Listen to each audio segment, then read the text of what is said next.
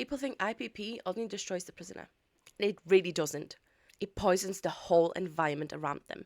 And I'm telling you that as someone who worked inside the prisons, because as officers, we know the difference between a hard system and a broken one. And IPP was broken. And not because staff were soft, not because anyone forgot what people had done, but because when you trapped someone in a sentence with no clear end, then tell them to keep proving themselves whilst hopelessness is eating them alive, you create something toxic. You take away the trust, take away the support, and everyone around feels it. Now, let me be clear, because this matters. This was not our sentence, and it was not our family living through it. The real weight of IPP fell on the prisoners and the people who loved them. That's not a question about it. And I'm not putting staff pain and experiences on the same level as prisoner pain or family pain. I'm really not. But standing this close to this kind of damage does affect you.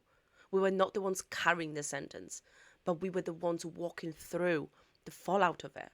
And that fallout was everywhere, in every jail that houses IPPs. People see the hopelessness. You saw it in the frustration. You saw it in the shutdowns. You saw it in the men and women who just stopped believing progression was even real. Because that's the part people outside don't really grasp. A sentence like IPP doesn't just sit quietly on paper somewhere. It changes how someone lives, how they think, how they cope, and how they break. If a man or woman thinks, I've done my tariff, I've done years over, but I'm still here, and I can't see the end, it changes something in them.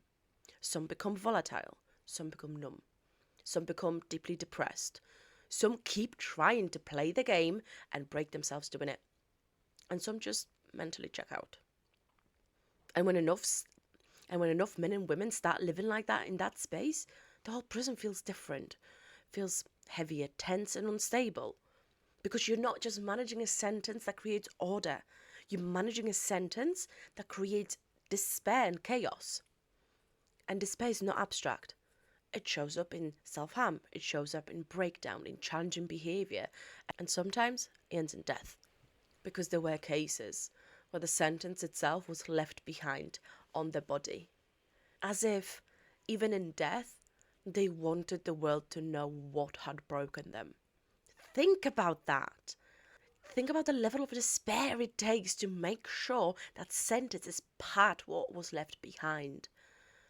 And staff have to walk through that, deal with that scene, and know that their family is about to receive news that would change them forever. That does not make staff victims, right? It means we are witnesses to a system that was harming people and is harming people in plain sight. And when you work inside something like that, it stays with you and it changes you.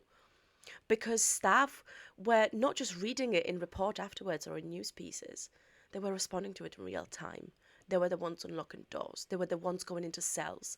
They were the ones trying to hold everything together in the middle of someone else's despair. And this is why this issue matters so much. Because people think officers just back the system no matter what. And that's not true. Officers know when something's not working. And you can feel it on the landings. You can hear it in conversations. You can see it in self-harm, in the hopelessness. The same names going round and round the system. Demanding hope from people it had already drained it from. And again, let's keep this honest. This was not about staff suffering more than prisoners, not even close. The deepest harm was done and is being done to men and women serving it and to families forced to watch their loved one disappear under it. But staff stands close enough to the damage to know exactly what they were looking at. Staff knows this is not normal. They know it's not healthy. They know that this is not what justice is supposed to look like. Because once a sentence starts creating that level of hopelessness, everybody inside can see the truth of it. This was never just a tough sentence.